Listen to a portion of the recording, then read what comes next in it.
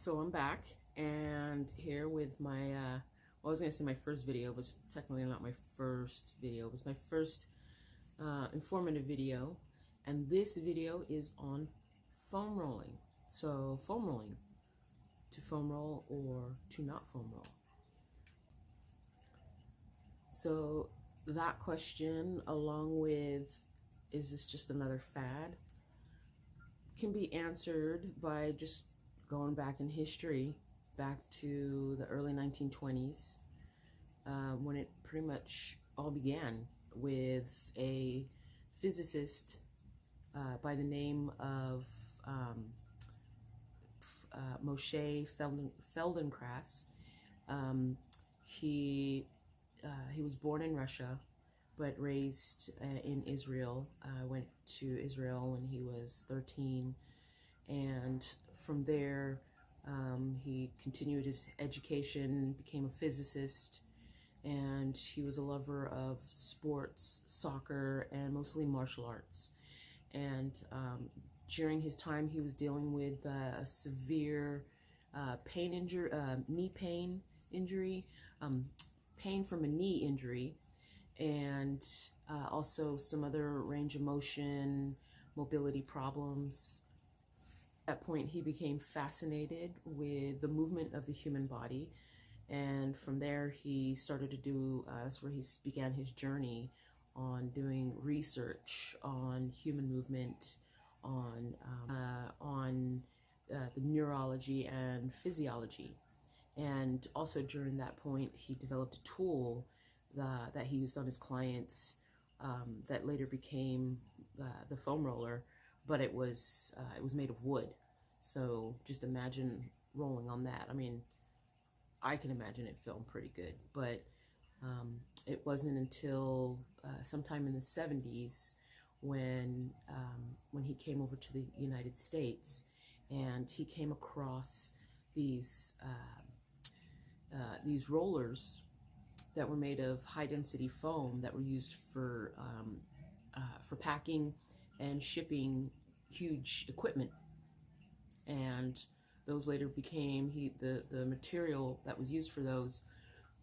He used to make, instead of the wood that his foam rollers were originally made, he started to use this high-density foam, which now is used in these marvelous foam rollers. And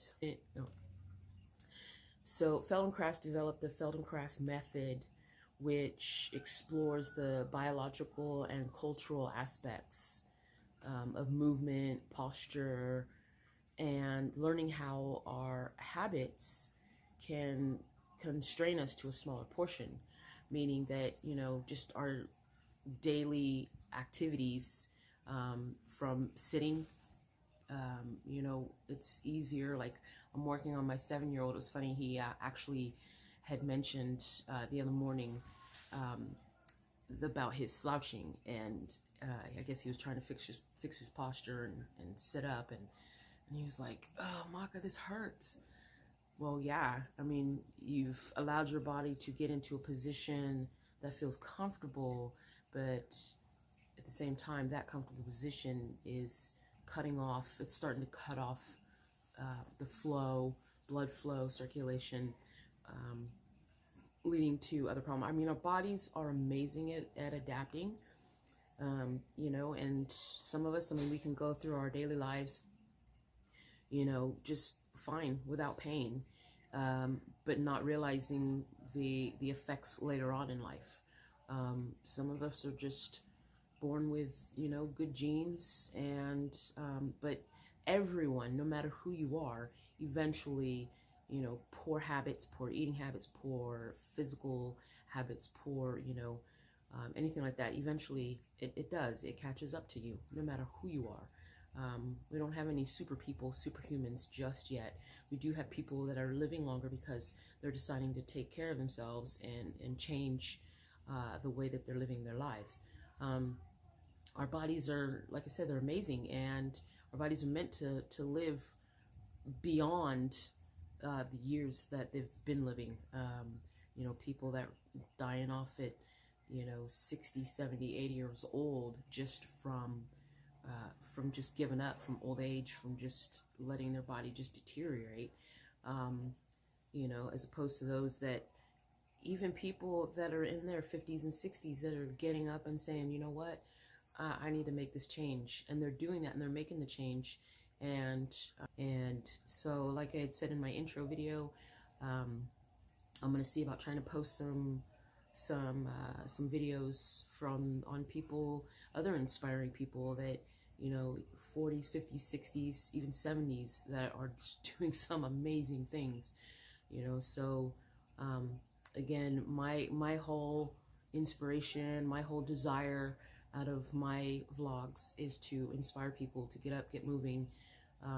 I still need to work on my eating habits. Not the greatest on that, but getting up and moving, going to the gym when I do, you know, just changing my life for the better. That's what I'm trying to inspire people to do. But so with the foam rolling, you know, you can incorporate foam rolling into your daily habits. You know, I take 5-10 minutes a night before I hop in the bed.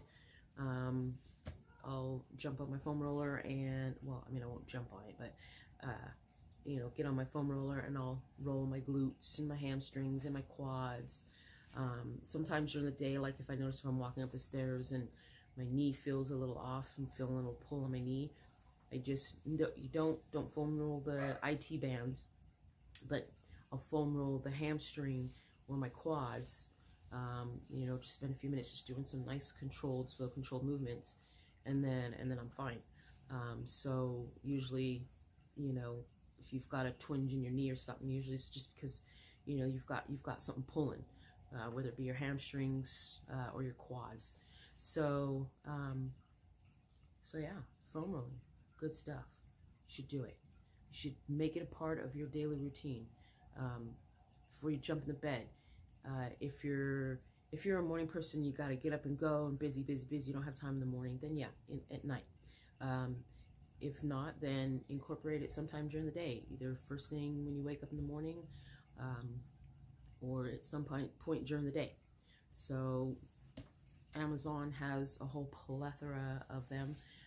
I will be, you know, snapping some pictures just so you have an idea of what to look for. But again, it's easy if you just type in foam rollers in Google search or Amazon, then it'll bring up a whole plethora of foam rollers that you can use. But I highly recommend that you get one, and if you have one already and it's sitting collecting dust, blow off that dust and use it. So stay healthy, get your massage scheduled, and stay healthy.